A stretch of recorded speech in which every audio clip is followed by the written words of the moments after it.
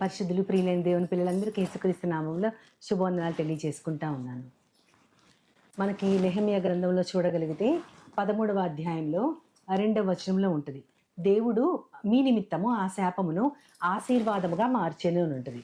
ఈ శాపము ఆశీర్వాదము అని చదువుతూ ఉన్నప్పుడు మామూలుగా లోకంలో చాలామంది అంటే చాలామంది నాకు సంబంధించిన వాళ్ళు కూడా మాట్లాడుకుంటూ, అమ్మో వాళ్ళ దగ్గరికి వాళ్ళ కళ్ళల్లో పడకూడదు, వాళ్ళ దగ్గరికి వెళ్తే మన ముందు బాగానే ఉంటారు కానీ మనం వెళ్ళిపోయాక మనల్ని ఏదోటి తిడతా శపిస్తూ ఉంటారు అని అంటూ నేను వింటా ఉన్నాను. కానీ నాకు అది ఎందుకో అది నచ్చలేదు నాకు. ఎందుకంటే వాళ్ళు నిజంగా మనల్ని శపిస్తే అది మనకు తగలదు. ఎందుకంటే చాలా చిన్నప్పటి నుంచి నేను అది నమ్మేదాన్ని. కానీ బైబిల్ చదువుతూ ఉంటే సామెతల గ్రంథంలో ఒకటి ఉంటుంది, హేతువు లేని శాపము తగలదు అని ఉంటుంది. అంటే హేతువు లేకుండా ఎవరైనా మనల్ని శపిస్తే తగలదు అంటే దాని అర్థం రివర్స్ ఆలోచిస్తే, ఒక హేతు ఉండి ఎవరైనా శపిస్తే అది మనకు తగులుతుంది. హేతు ఉండడం అంటే మనల్ని శపించడానికి ఒక హేతువు, ఒక కారణము ఇతరులకు ఉంది అని అంటే అర్థము మనము దేవుని విధానములో లేము, దేవునికి ఇష్టమైనట్లు జీవించట్లేదు. కానీ దేవునికి ఇష్టమైనట్లు జీవిస్తూ ఆయన కన్నులలో యోగ్యత కలిగిన జీవితాన్ని మనము గనక జీవించగలిగితే అప్పుడు ఆయన మన మీదకి వచ్చిన ఏ శాపాన్నైనా ఆయన ఆశీర్వాదంగా మారుస్తారు. అది నెహెమ్యా గ్రంథంలో నెహెమ్యా గారు మాట్లాడుతూ వారికి చెప్తూ ఉంటారు.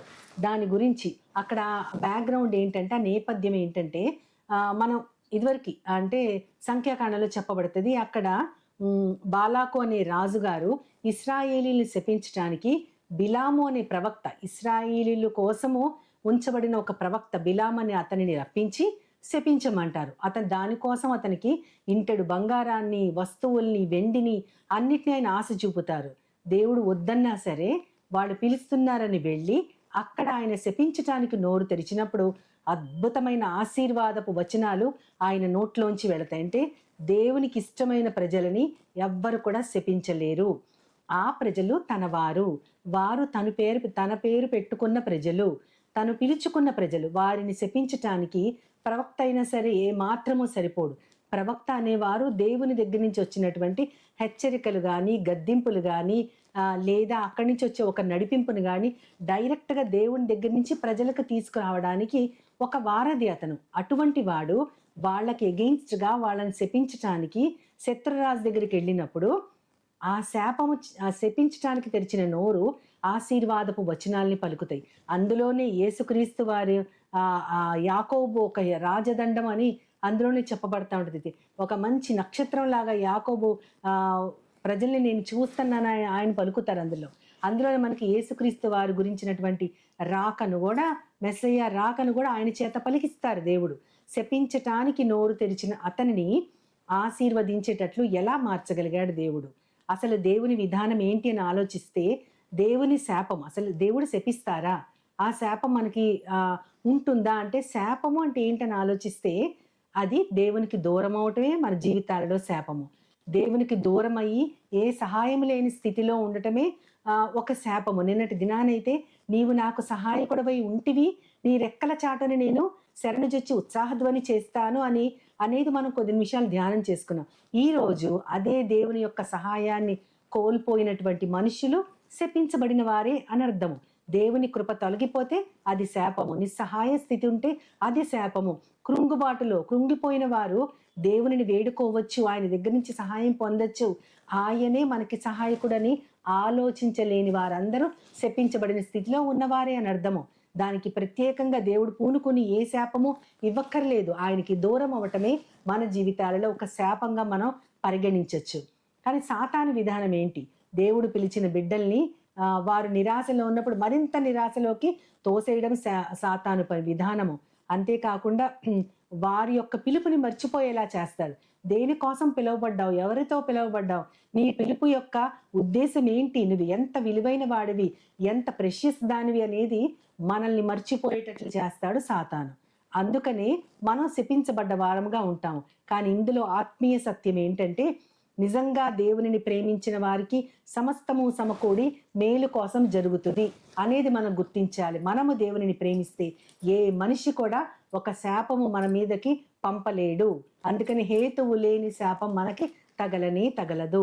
ఎందుకంటే దేవుడు మనకు అడ్డుగా ఉండేవాడు, ఆయన మనకు ఆశ్రయదుర్గము, ఆయనే మనకు కేడము. అట్లాంటి దేవుడు మనకు తోడుగా ఉంటే ఏ మనిషి కూడా మనల్ని ఎప్పుడు కూడా కృంగుబాటుకి గురి చేయలేరు. ఏది కూడా ఒక అవమానము కానీ, ఒక నిస్సహాయ స్థితి కానీ, కన్నీళ్లు కానీ, ఓటమి కానీ ఏది కూడా మనల్ని పడవేయలేదు. ఎందుకంటే అది మనుషుల దగ్గర నుంచి వచ్చింది, దేవుని దగ్గర నుంచి రాలేదు. దానికి మనకి బైబిల్లో ఎన్నో ఎగ్జాంపుల్స్ ఉన్నాయి. యోసేపుని బావిలో పడేశారు, కానీ అదే స్థితిని దేవుడు ఎలా మార్చాడు? మనం మళ్ళీ నెహెమ్యా గ్రంథంలో ఆ 13:2 వచనం చూస్తే ఆయన శాపాన్ని తీసివేశాడు అని చెప్పలేదు, అక్కడ శాపాన్ని ఆశీర్వాదంగా మార్చాడు. ఇది చాలా అద్భుతమైంది. తొలగించగలను లేదా దాన్ని తుడిచేయగలను అని చెప్పట్లేదు దేవుడు. ఆయన యొక్క మాటలు ఎప్పుడూ అద్భుతంగానే ఉంటాయి. మన ఊహకి అందరి విధముగా ఆయన మన పరిస్థితుల్ని ట్యాకిల్ చేయగలరు. ఆయన ఆ శాపాన్ని ఆశీర్వాదంగా మారుస్తారంట. ఆ ఉన్న పొజిషన్ని ఆయన ఒక్కసారి తిప్పేయగలరు. యోసేపు బావిలో పడవేసిన విధానాన్ని చివరికి అది ఏమైంది? ఆయన ఐగుప్తుకే ప్రధానమంత్రి అయ్యేటట్లుగా ఆ పొజిషన్ ఉంది.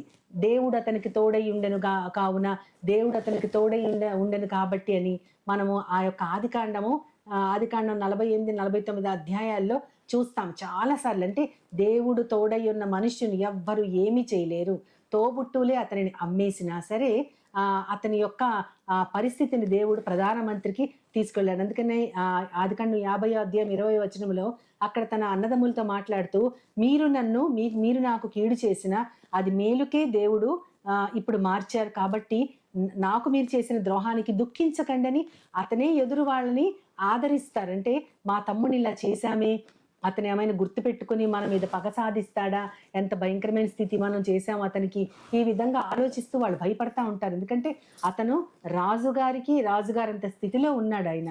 అందుకని వాళ్ళు భయపడతారు. అప్పుడు మీరు భయపడద్దు, మీరు నాకు కీడే చేసినా అది దేవుడు మన మేలుకే నియమించాడు, మీరు నాకు ద్రోహం చేసినా అది నా మేలు కోసమే, మనందరి మేలు కోసమే అని అతను తన అన్నలతో పలుకుతూ ఉంటాడు ఆ యోసేపు. అదేవిధంగా సిలువ అనేది ఒక అవమానం, హీనత కింద మనం చూస్తాం, కానీ అదే మనకి రక్షణగా మారిపోయింది, అదే మనకి కృపాసింహాసనంగా మారిపోయింది, అదే మనల్ని నిత్య జీవానికి తీసుకెళ్ళి ఒక గొప్ప వారధిగా అయ్యింది ఆ సిలువను చూసి. అదేవిధంగా దావీదు విషయంలో కూడా ఆయన అరణ్యంలో ఉన్న చివరికి ఆయన దేవుని సహాయాన్ని పొంది ఆయన రాజ్యాన్ని తిరిగి ఆయన సింహాసనాన్ని ఆయన చేపట్టి ఎన్నో ఏళ్ళు ఆయన రాజుగా ఎంతో చక్కగా పరిపాలించగలిగారు దేవుని సహాయంతో.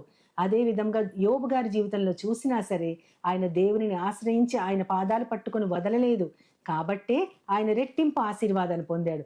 అది శాపములాగా స్నేహితులకు కనపడింది.